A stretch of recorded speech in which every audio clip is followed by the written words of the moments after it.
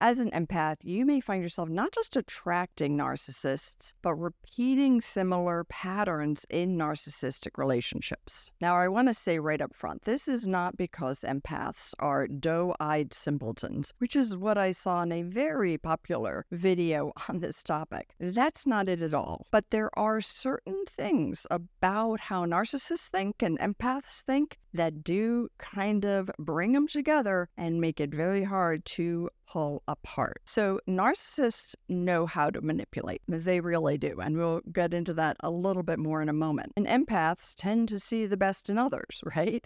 They tend to give other people a break, give other people another chance. And the narcissists know how to manipulate this. But a narcissist early in a relationship with everybody, whether they qualify as an empath or not, will appear to be perfect, wonderful, the person of your dreams. They've probably been developing this skill of how they present as being wonderful and perfect and meeting all your needs. They've probably been developing that for decades. They will convince you of it, right? This is sort of the problem, but the narcissist knows how to play the game in the beginning of a relationship. This could also apply to a relationship at work, at the community center, anywhere. So that can happen with everybody. And then empaths, we'll talk about what that is in just a second. But empaths might end up giving the narcissist more tries, more time because of something called consensus bias, which I'm going to talk about a little bit later. So there's a little controversy about really what an empath means. But in general, I will use the term to mean somebody who has a very highly developed sense of empathy. They might physically feel what other people are feeling. They may feel like they walk into a room and they just have these almost like octopus tentacles that go out and pick up on everybody's emotions. They're often the people that others will come to talk about their problems. They might feel responsible for other people's emotions. And now codependency comes into play here, but an empath who has done boundary work is no longer codependent. Right, so if you do enough boundary work, you don't feel like you're actually responsible for the other person's welfare or emotions. But without that work, empaths definitely fall into that pattern of feeling responsible to make others okay.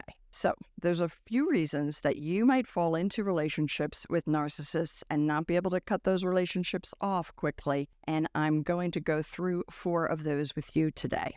So the narcissist knows how to manipulate your sense of empathy. As the narcissist begins to get to know you and you begin to get to know the narcissist is paying a lot of attention to how kind you are, how caring you are towards him, her, or them, right? And also how caring you are towards others. And the narcissist is using their knowledge of empathy because they understand it here. They don't feel it, but they understand it. So they know that if they do XYZ, you will feel AB. And if they want you to feel AB, they know how to make you feel that, at least until you figure it out. And again, they do this with everyone. So let's say you're in this honeymoon phase of a relationship, this person you're with, I'm going to say you're with a male narcissist, you're female. We'll use those kind of typical gender roles for the moment, just to give you an example. But he's like the man of your dreams. He checks all the boxes that are going to make your parents happy, and he makes you feel great about yourself. In fact, you might actually feel more understood by him than anybody ever. He might be very complimentary of how empathetic you are and how hard that is. You really might feel that kind of connection. And honestly, none of us really can pick up on this right away. Really, I just want to say that a smart person who lies can fool many people. So we should not beat ourselves up for falling into this. But what happens is that the very initial little conflicts in a relationship will begin to show the signs of the narcissist. And if you have too much empathy and want to give them too much of a break, you might not pick up on those early signs. So an example is you got this great guy, he's absolutely wonderful, and then one day, about a month or 2 into the relationship, you go out to dinner and he is just really flirting with the waitress, who's very attractive, dressed fairly skimpily, and you're feeling uncomfortable with the amount of attention this man is paying to the waitress, and perhaps the waitress back to him, and she has an unusual tattoo like right around here, and he reaches his finger out and he touches it, and asks her about it, and you're like, whoa, this feels uncomfortable. But he is there at dinner with you, and he has been great, and you've seen no sign of any of this so far. So when you leave, you let him know, like, I felt kind of uncomfortable with that. Well, that will be immediately turned around on you. Why are you so insecure? You're beautiful. I love you. I'm not interested. But you shouldn't be so insecure, and really, please, I hope you're not controlling like my ex was controlling me. So there's no acknowledgement of, oh yeah, I could see why that would make you feel uncomfortable. There's no concern for you. Well, there was no concern for you in the behavior he was exhibiting, but then when you bring it up or try to talk about it in an open way, no concern for you. But you know what? You were kind of feeling insecure. Of course you were. I think we all would. But so when he says you're too insecure, you kind of are like, yeah, okay, well, I was feeling insecure. And then he reassures you and you go along with it. So I just want to say it can be hard to pick up on these early signs, but seeing that very core element of whether somebody validates your emotions or not. Do they validate that you have a reason? Even if they don't agree that you should or shouldn't feel that way, right? Do they validate that it makes sense? And if somebody consistently can't validate your feelings early in a relationship, it gets a little more complicated later, to be honest. But early in a relationship, they're not validating your feelings about something like that. Yeah, not a good sign. And then on top of this, if you grew up with a parent who is narcissistic or a family member, where every time there was some kind of conflict, you were to blame and you took that on, then that is going to be a very automatic reaction for you. So this leads me to the second reason there's sort of this wump between an empath and a narcissist. Most empaths that I worked with grew up in dysfunctional homes where they took the role of being the caretaker, most likely, not always, but they definitely had the role of the person who would kind of suss out what everybody was feeling and try to fix it. Try to make mom not depressed, try to make dad not angry, try to keep this parent functioning or that parent, or, really kind of getting in there, feeling responsible for other people's emotions. So those octopus tentacles that I talked about early get developed for survival reasons. For children, this is survival based. And if that was your family role, and you grew up with that rigidly, it will be very hard to break that role until you have done a lot of work, which is possible. The work's possible and very helpful. But until you really get into why this developed, how it impacts you today, that's going to be hard to change. So this brings me to the third point, which is related to what I just said, but we repeat patterns until we figure it out. So emotionally, a lot of our emotional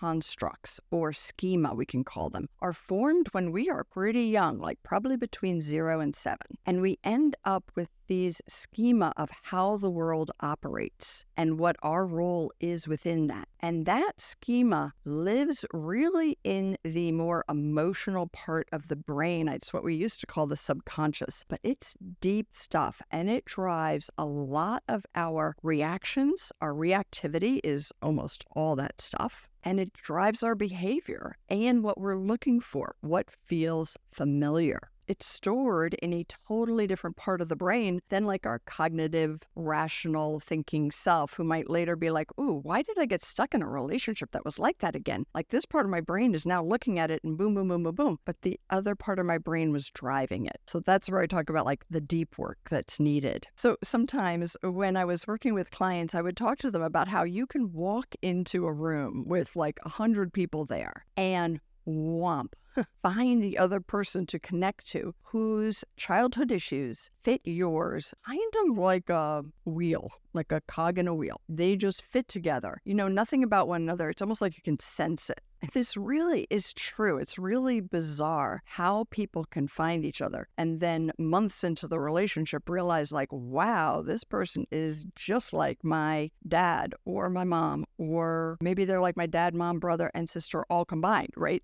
Like really, the patterns end up repeating. Now, if neither person is personality disordered, because this happens to everybody, not just empaths and narcissists, right? happens to everybody. If you're in a relationship with somebody who doesn't have a personality disorder and is willing to work on it, it can actually be really healing to go through a process of looking at that stuff and figuring it out. But we have this like almost childlike wish to repeat the pattern from childhood but get a better ending. So if we had a narcissistic parent and we choose a narcissistic partner, part of the reason we're stuck is we want that better ending. We want that person to change because it would have mattered so much. It would have been so helpful if our parent had changed. And again, none of this is operating with your logical brain. It still makes sense. It's still important, but it's a different area. All right. The fourth reason you get stuck. Now, this is something that everybody has. It's called the false consensus effect, and it is a cognitive bias, and we all have this. It's really well researched. It's really well proven, but we all think that other people think like us. So if we think that we would do X when Y happens, we think other people will do X when Y happens. If we do A and B because of C, and we see somebody else doing A and B, we think it's because of C. So this has been researched and all sorts of analysis on it, and it is common. It's one of the common thinking errors that humans have because it's not necessarily tied to reality. But if we take this to the point that you're an empath, if you care about this person,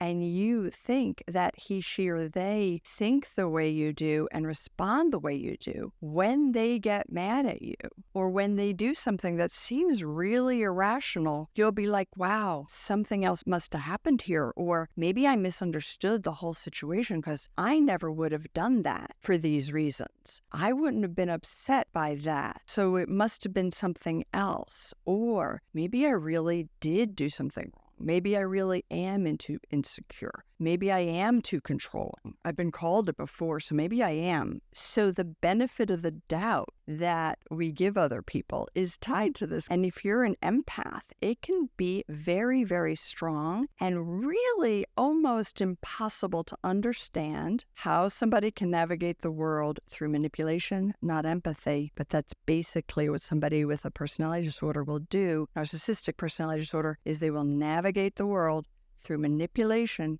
not empathy. It doesn't make sense to you. It doesn't make sense to me. Not how my brain works. So we have to look at behavior and expect that their behavior won't match what ours would be in the same situation. So we really have to bring that bias out to light and look at it. It takes a long time to realize that not everybody has the same good intentions you do, right? And you may even have realized that. If you've been in a relationship with a narcissist before, you may fully understand that. But when you fall into the first bit of love and you get attached and you think it's different, you might go right back there. So being gentle with yourself, very important.